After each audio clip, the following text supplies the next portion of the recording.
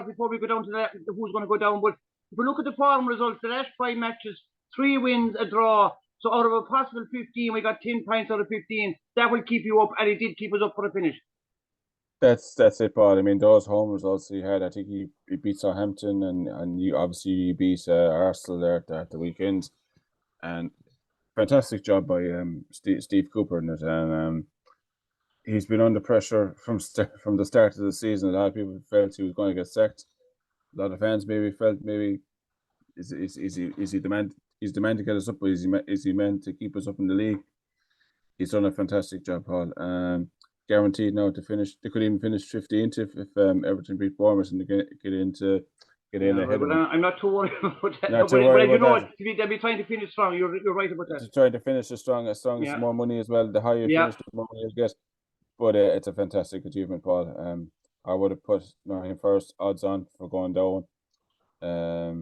It's maybe with Bournemouth as well. Nottingham Forest and Bournemouth, to be fair to them. Yeah. I would have had them in my bottom 3 all day long at the start of the season, but fantastic what he's done there. No, is there a danger? And that Cooper, he was with Swansea for a couple of years, but then I think he was involved with the youth system at Liverpool, and he was also involved in coaching an English underage team. I'm not sure which one was there, but he's not a high-profile manager.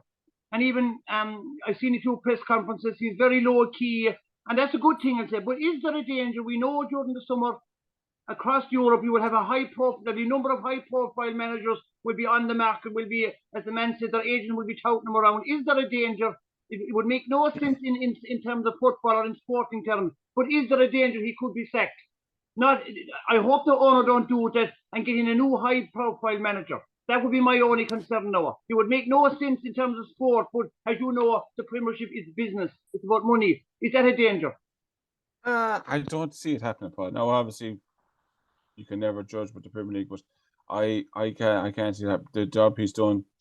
Maybe if he starts off the season very badly next season, now, Paul, say around September, October time, they're in the bottom 3 and they're not looking good at all. Maybe even worse than what they were this season. I would say he'd be under pressure again and possibly could lose his job. But no, I think the backing the owners and the board have given him has been fantastic this season. There was numerous times there where he was on the verge of being sacked, or so we thought, and they backed him and they gave him a new long-term contract, as far as I believe. So no, I think how crazy now the Premier League is.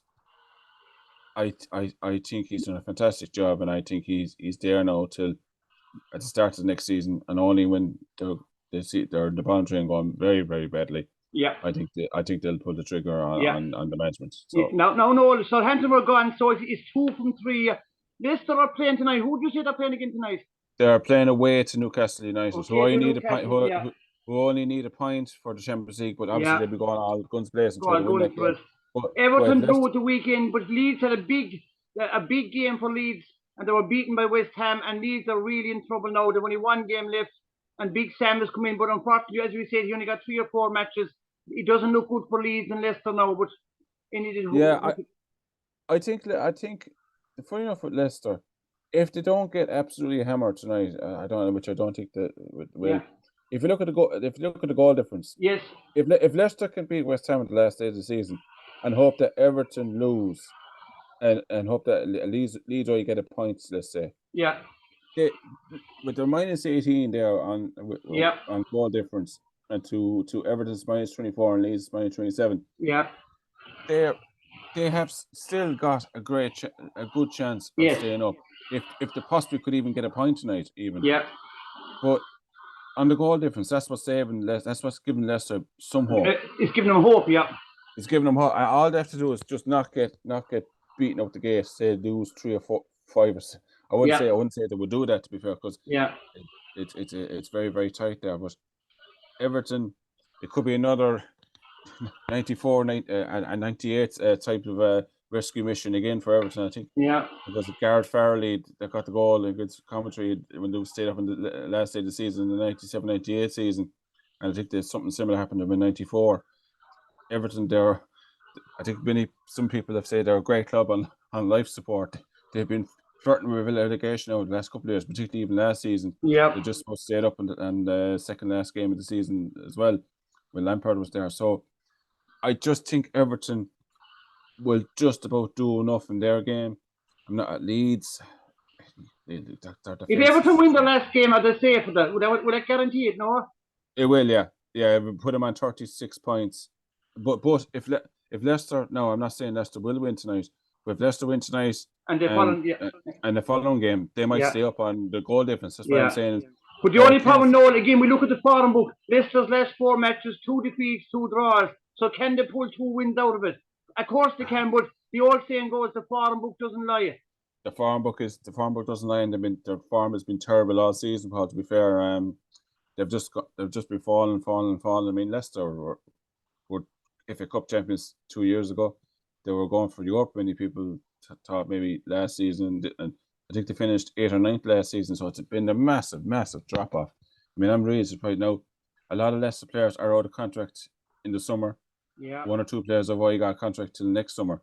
So the negotiations, whatever they've been doing there, they've kept a lot of players there, Paul, who might just think, look, my future's away from this club. So and of course that's another thing we have to realise. When players come down to the last year of their contract, they're looking for the next contract, and they just might decide, you know what, we're not going to put it in here, we're going to try and get away from here, and they won't. And if you're looking to if half your mind is to look away, to go some other way, and your agent is looking around, you're not going to give everything your heart and soul in a competition for a relegation battle. Well, particularly for a lot of players that are out of contract this summer, never mind next year. They're out of contract this summer as well. This summer as well, which is really, and financially, Leicester have said that they don't have. I think their owners have. I don't know what the story is with the owners, but they're not getting. They only bought, I think, 1 player in the summer transfer window and another player in the January transfer window. So they are short of cash, but it sounds with, and they're not putting any backing into the managers, Brendan Rodgers or Dean Smith. Yeah, no, just a question for you. If a player is out of contract this summer, you said in Leicester, that means that he can just walk away. The club won't be able to get anything for him. Is that correct? Pretty much now, yeah, Paul. You can go on a free. Yeah. So and if you're in the last year of your contract, you can talk. Their players can talk to other clubs in January next year. So they're in a complete mess, Paul. They have numerous players there that are in the last year of the contract, and a good few players that are going in the summer anyway. Yeah. So it's a terrible mix, Paul, to be quite honest with you. But having said that, they could put in a very good performance tonight. If they really want to stay up, we'll find out one tonight. If they lose 3-4-5-0, which Spurs went there a couple of weeks ago and lost 6-1, I think. So Newcastle can blitz teams at St James's Park. They beat Brighton 4-1. Yeah. Only there last week. So it's Leicester be praying that Newcastle don't get an early goal. Yeah. Then it could be anything, Paul. Yeah. Now Leeds, to me, yesterday's defeat against West Ham was a real sickening blow for the good Leeds United supporter I know. He was hoping to get a result. Was well beaten yesterday. It was a 3-1 by West Ham, and that was a real sickener. They're not fully gone yet, but they've only 1 game left, and their goal difference is bad. To me, Leeds are in real trouble. They're on the top door. They're 1 leg in the top, 2 legs in the top door. Massive trouble, Paul. I mean, they've got a home game against Tottenham. Now Tottenham's form, they lost 3 home to Brentford. They were booed off the pitch. The fans aren't happy. They're really, really unhappy with Daniel Levy. I think it's chief executive there at Tottenham, I believe he is. So this might be a game that Leeds might actually, at home, Ellen Road, the crowd behind them, they might just be able to beat Tottenham. But that mightn't be enough for them even. That mightn't even be enough for them. Right. But it won't be enough if Everton get a draw. Even if Everton get a draw, let's say for a moment Leicester City are out of it. Yeah. On the goal difference there, Paul, they're -27 to -24.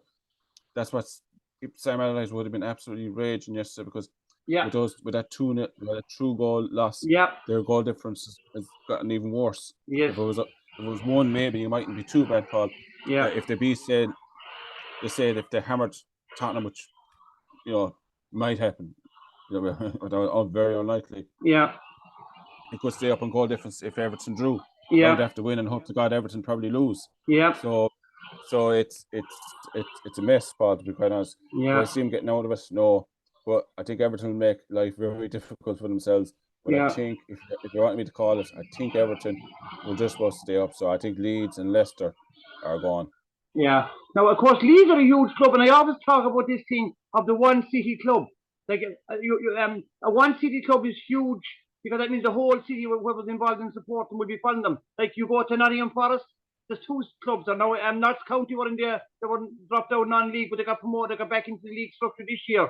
You go to other teams who said, Everton and Liverpool are two city club. Aston Villa and Birmingham in Birmingham will say, but the likes of Wolves, Leeds, one city clubs are huge clubs. So for Leeds United, and I know they had a great back in the 60s into the 70s, they were very strong. They won a league title in 92 under Howard Wilkinson.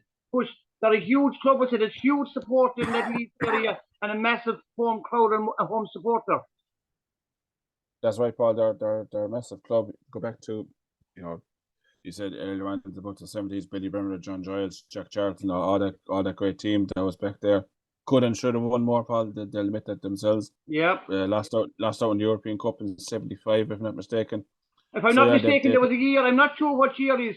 In the last week, they lost the FA Cup final, they lost the league title by a point, and they were beaten in the semi-final of the European Cup sometime in the early 70s. It could have been 73 against Sunderland, if I'm not mistaken. I'm not sure one of those years anyway. Yeah, I think it was something like that. Yeah, I think it was big shock. But I get back to the present day. I think, they waited was something like 16 years, I think, to get up in the Premier League. Bielsa got him up. I think the first season they were affected by COVID. There was no I don't think there was any fans in a lot of the games. But Ellen Road is, I haven't been there as an away fan, but from what I hear, it's a very intimidating place. The fans get right behind our team, but I just think their form is terrible, Paul. Yeah, the form book again. We always talk about the form book. You look there in front of you, 3 defeats and 2 draws in 5 matches. Yeah, that draw against Newcastle, they were the better team for a lot of that game. There should have been could have been and should have been 2-0 up, but Brentford missed the penalty. Brentford, missed the penalty. So yeah, I think they've left it probably too late. If they brought in Sam Allardyce when they brought in Javi Garcia, I think maybe they might have stayed up. But the fact is, they just can't defend, Paul. They really cannot defend. I mean, the goals they're conceding is terrible. Is it something like 74 goals they've conceded there on the graphic? When you cannot stay up when you're conceding 74 goals, Paul. It's a lot more than Leicester and Leeds and even more than Southampton down the bottom of the table. Well, that's just it, Paul. Now, the thing with Leeds was you could score 3 against them, they score 4, but they just can't score now either. They're always going like 1s and 2s. But especially under Sam Allardyce, you'll not be getting big scoring anyways, if you know. Well, that's just it. Like, if you can see 1 goal against Leeds, are they really going to be able to score 2 goals to win a match? Yeah.